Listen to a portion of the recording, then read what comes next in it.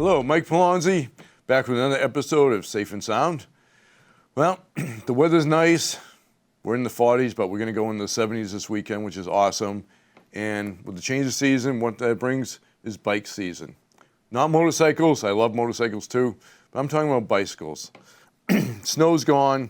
Everyone's getting their bikes tuned up. It's a great time of year. I love my bike myself. But a lot's changed over the last few years.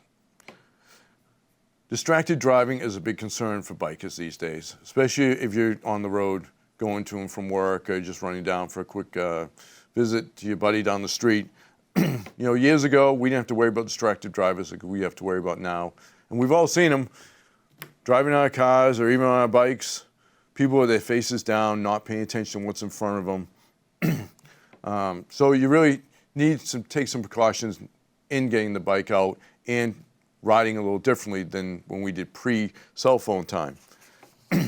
I wasn't really sure how the stats were going to run on this, so I ran some the other night.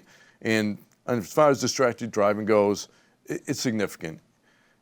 Distracted drivers contribute to 8% of all fatal crashes in the United States of America, 14% of injury crashes, and 13% of all police-reported vehicle crashes in the United States. In 2021, unfortunately, 3,308 people were killed because of distracted driving.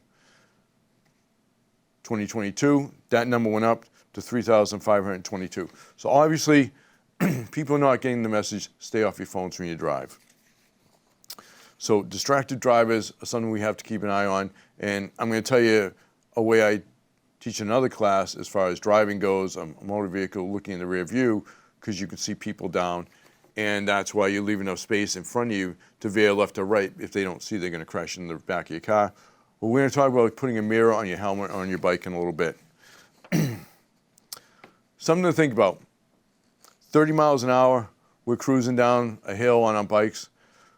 At 30 miles an hour, we are traveling 44 feet per second on our bicycles, whether it's in the woods, whether it's on the street. That does not give us a lot of reaction time if someone cuts us off. We are very vulnerable. We'll talk about safety gear in a little bit.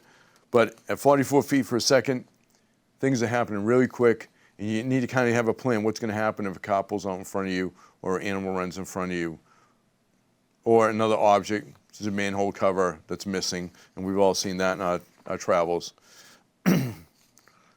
Collision with motor vehicles is the number one cause on the street for us riding our bikes to and from wherever we're going.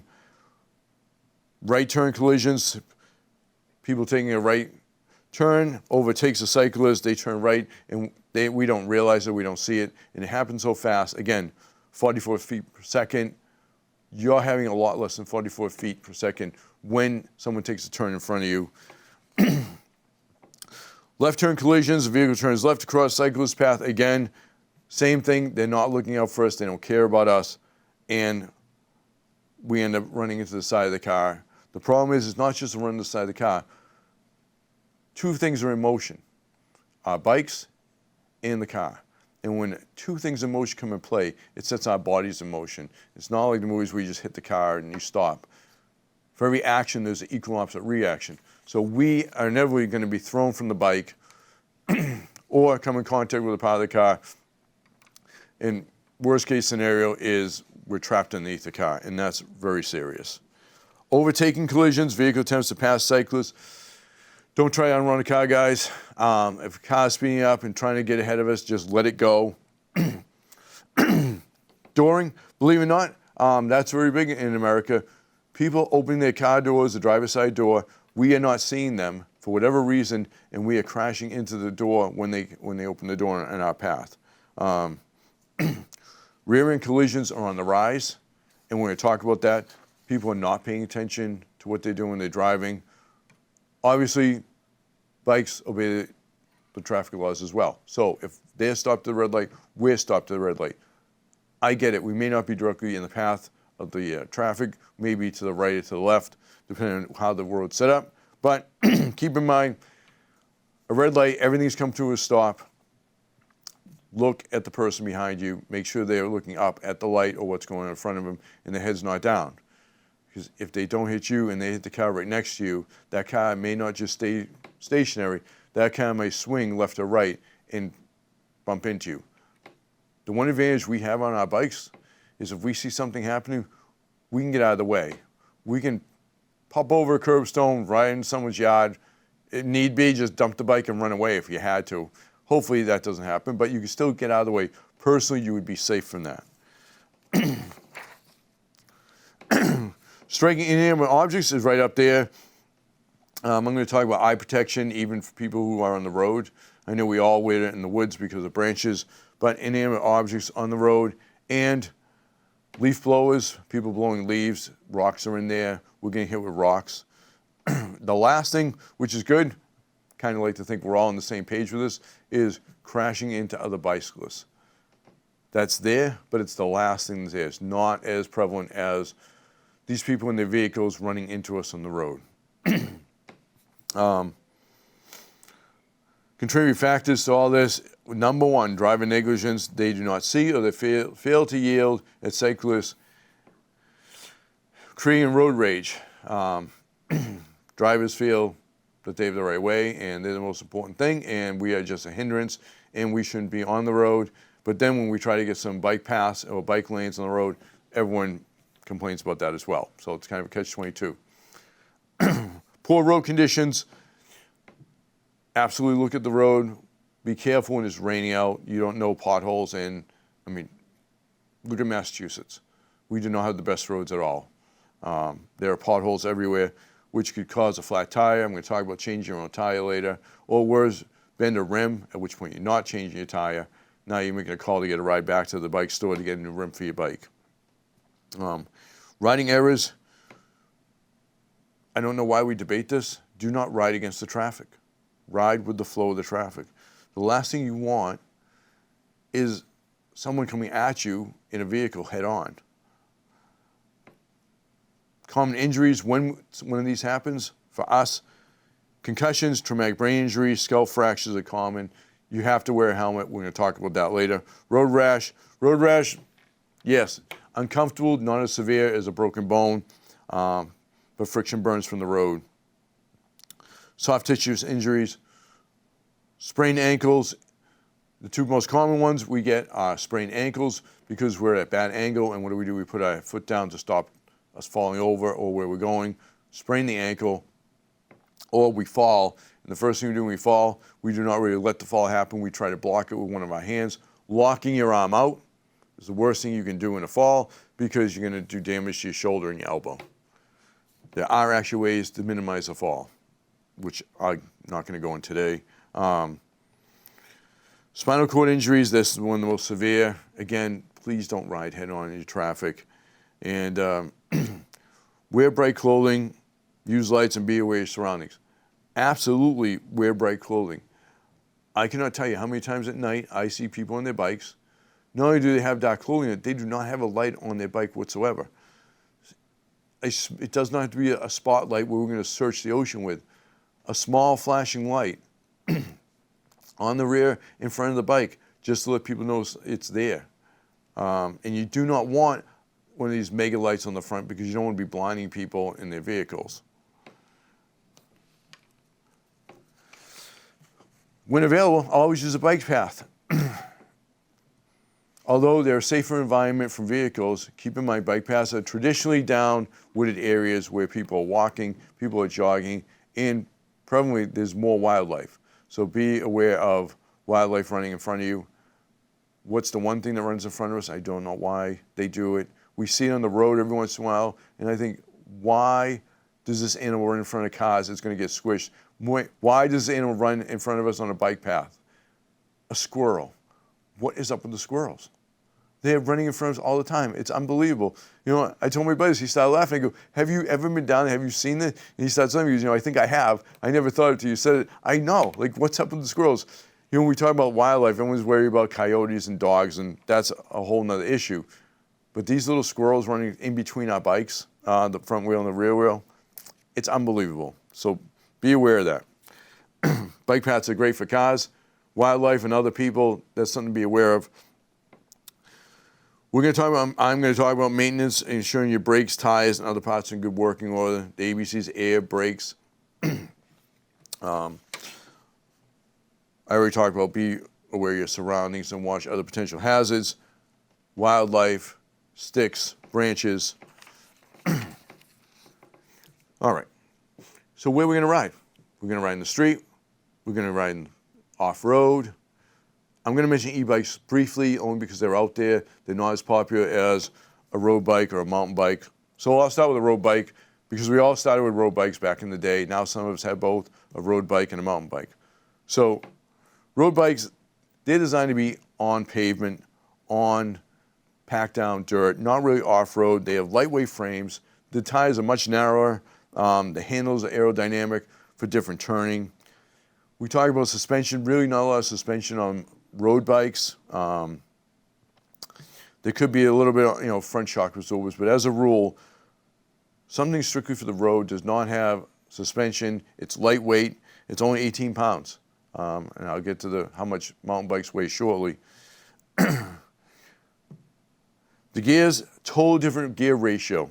For those of us who have ridden both, road bikes, they're optimized for high-speed riding, wide range of gears, especially so we can get up a steep hill if we want to. But again, that hill is going to be paved.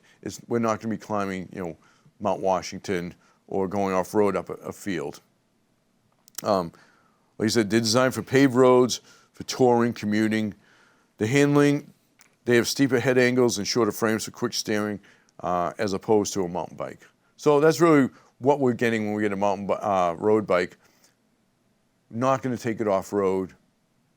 Some people think you can change the tires on a street bike and turn it into a mountain bike.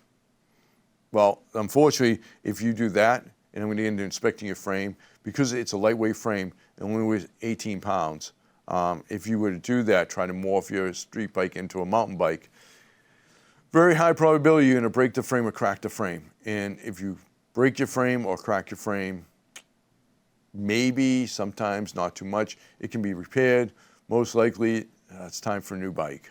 And hopefully you see that, because if you're using a cracked frame off-road, you can hit something, the frame can give out, drop down, you're going to get thrown off the bike. Worst case scenario, you're going to hit the handlebars, or you're going to end up underneath the bike, the handlebar, which could cut your face, cut your shoulder if that happens.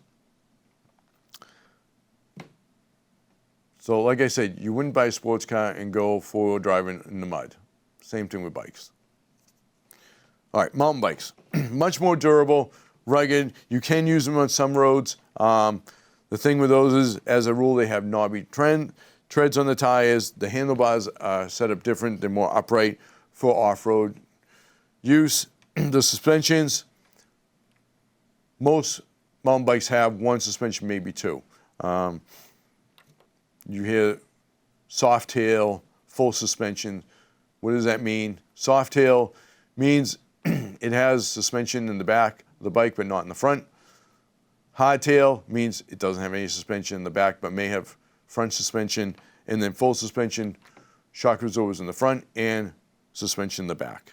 So kind of like when you're out there seeing, if you see these terms, you've never shot for a mountain bike before.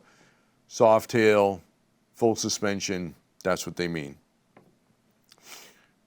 If you're brand new, we can argue about what the best bike is all day long, but I always tell people, if you're brand new at this, you've never been in the woods, although it's not as comfortable, get a hardtail mountain bike with shock absorbers in the front.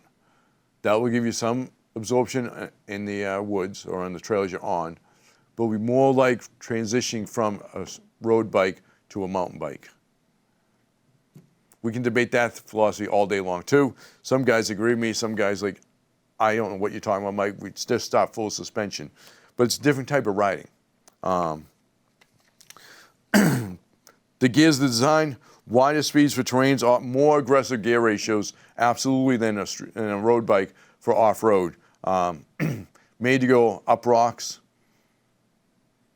up steep hills, over fallen logs, trees, wigs. Total different gear dynamic for what we use on the road. It's much heavier. As I said, the average street bike average around 18 pounds. Mountain bikes range anywhere from 25 to 35 pounds, and you want that. You need the extra weight because we are just pounding those on rough terrain, 215 pounds on a bike. You have gravity, you have obstacles, that's where your shocks come in. Yes, I know it's a better ride with the soft tail, but again, I like beginners to start out because as a rule, they're not gonna be going down these crazy paths in what's called technical paths, where you're really doing a lot of technical work. Beginners, because it's more open and less technical, you have to go a little faster.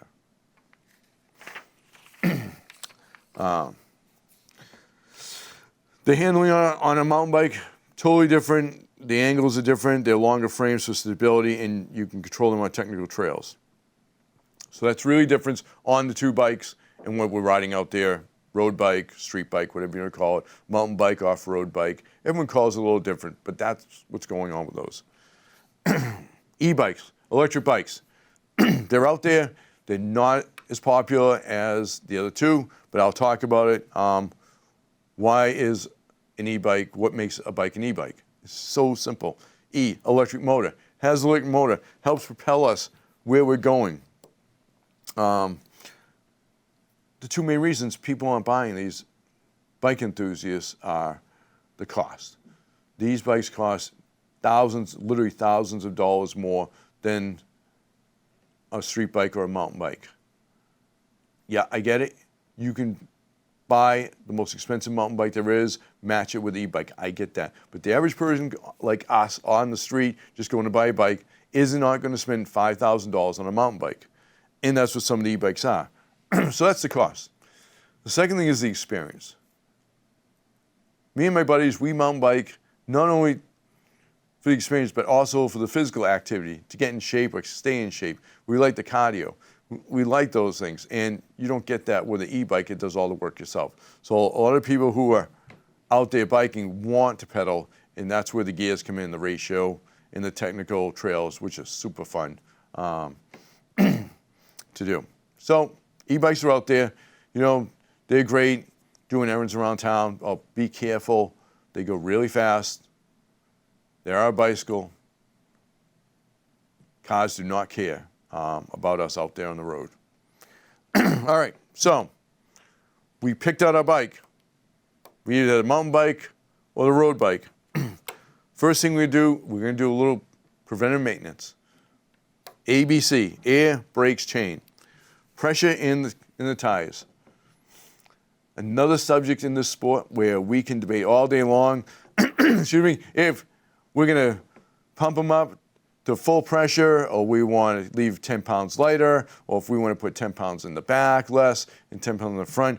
Everyone has their own philosophy. The important thing is stay within the range of your tires, okay? Learn to change your inner tube. Mountain bikes have inner tubes. A lot of street bikes have inner tubes in their tires as well. Learn to change your inner tube, because if you're out in the woods and you get a flat tire and you need to change your inner tube, you're going to want to keep a spare inner tube with you and a hand pump. And they have these cool, and I have one, these cool CO2 pumps where it's CO2 powered, and just screw it in and push it and it inflates the tire. Don't be intimidated by changing a tire. With a little practice, you can change a tube in your bike on the trail with minimal tools in under 5 minutes. And that way you're not walking the bike home or back to the car. So portable inflators, you can get one that attached on the bike frame, use it manually, or you can get one of the small ones, throw in your waist pack, or if you have a bag on your bike, keep it in there with an extra tube, tire irons to get it off the rim. Very simple. Seat height. I don't know why I see people on the trails riding like they're in a clown show with their knees, coming up hitting their chin. There is actual correct seat height for our bicycles, and it's so when our feet go down the downstroke, we have a slight bend in the knees, not locked out, but not all the way up. And what this does is this keeps the stress off our hips. Just the proper way to do it, and you can adjust it very simply. Sometimes you need a wrench. Most have a quick release where you can quick release it, so you don't need any tools for that. let's talk eye protection. Sunglasses are great. If you're not going to wear sunglasses, if for some reason you wear glasses and you don't want to wear sunglasses, at least get a pair of safety glasses, especially if you're off-road. Because I can't tell you how many times twigs, bugs, yep, they fly in our mouth. That kind of is not unpleasant, to be polite on here. But they always find our way into our eye. And what you don't want to do is get some in your eye, not be able to see, have to pull over. Hopefully you don't do any damage, get a cut cornea. So absolutely wear sunglasses. Chain lube, just use a chain lube that's meant for bikes. You don't need to use axle grease or some of these crazy things out there that we all have in our garages or sheds. Basic chain lube made for bikes.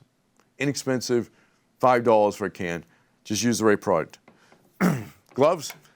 I wear gloves, not really for protection, definitely on the trails, and there are some trails, the technical trails especially, where everything's tight. You do want to get gloves, and some gloves have protective plastic on the outside. But also the padding on the gloves, it makes for a more enjoyable ride, especially if you're out there all day. Like we are some days, we're out there 4 or 5 hours. Hands take a beating. Being out there, what do we talk about? Hydration, right? You always need to stay hydrated. Don't go out there with a bunch of power drinks or energy drinks. Drink those before, but bring water, all right? At least a quart of water with you. Now, you can put a bottle attached on the frame.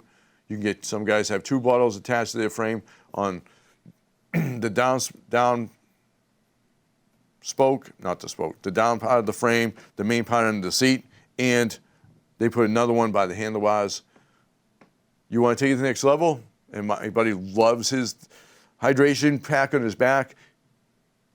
Holds, I think, a gallon of water, which is kind of heavy on a bike, but it does. And he has a tube, and he just hits the tube in his mouth and can drink while he's driving, which is much safer because he's not taking one of his hands off the handlebars to drink, which we all do. Just be safe when you do it. I've talked about sunscreen so much in other classes, not getting sunburn, windburn at the beach. So what is windburn? Windburn is when you're getting a sunburn, but the wind is blowing, it's cooling your skin, you don't realize you're getting a sunburn. Always wear sunblock when you're out mountain biking. Inevitably, we get windburn, especially on the backs of our necks, because we are pedaling, we are moving, the wind's blowing, we are cooling ourselves down. But when we're out in the sun, we're actually burning our skin. All right, let's move on to clothing. If you're going to wear long pants, and we all wear long pants because of twigs and stuff, but you have to use something that prevents your pant leg getting caught into the chain or something on the trail. And they're called pant leg straps. And what they do is they're all different kinds. Just wraps around your ankle with a pant leg so it keeps it tight into the body so it can't get caught into the chain, the wheel, a bush, a rock. Just, it's amazing what pops out at us out there in the trails. I talked about checking your frame. Always check your frame before you go out. Look for cracks in it, especially if you're mountain biking. If you're mountain biking, as we progress, we get a little more confident. So what we do, sure, we get a little faster, but we look at that little mound of dirt, which could be interpreted as a kind of a little jump, and then we start doing a little jump, and then we start getting a little faster over those jumps and coming down a little harder on our frames, and then we create stress cracks. Helmets. I'm going to do helmets right now. According to the National Safety Council, helmets reduce the risk of head injury by 85%. Have to wear a helmet. I get it. I'm 61. I grew up in a day we never wore helmets. I didn't wear a helmet when we played hockey when I was a kid. We didn't have that back then. But this is not the 70s anymore. It's 2025. It's not the same world as it was back then. There are more cars. There are more people out there doing these sports. You absolutely have to have a helmet. All kinds of helmets out there. They have ones with vents, which highly recommend. Especially, I have short hair, but if you don't have short hair and you have vents as you're riding, vents keep your head cool. And remember, when it comes to hydration, What do we want to keep cool? Our head and the backs of our wrists. We don't want to overheat our bodies. All right, so tip of the day. We talked about keeping an eye on the people behind you. Get a mirror for your bike. I was not a fan of this until I had one, and I realized how awesome they are, and they're not cumbersome. I started with one on my handlebar, and now I have one on my helmet. They make these little mirrors that fit on your helmet. When adjusted properly, you can see everything behind you. You're stopped somewhere, or your buddy's coming behind you, or maybe you're slowing down on a trail, and you get this person coming up behind you, full boat. Well, it's good to know that if you're not going to hear them, you can get out of the way, let them go by you. So absolutely, whether you're street biking, whether you're mountain biking, tip of the day, get a mirror for the side of your helmet or on your bike, just so you know what's going on. All right, wow. Half hour's almost done, can't believe it. Well, summertime's here. Safe biking out there, whatever you're doing. It's a great time of year. Of course, I want to thank Chris Harvey and Michelle Lopez for all they do for me in this, and my wife Lisa, who proofreads all this and gives me ideas and helps me make a great show. So that's it. Hope to see you next time. Thanks.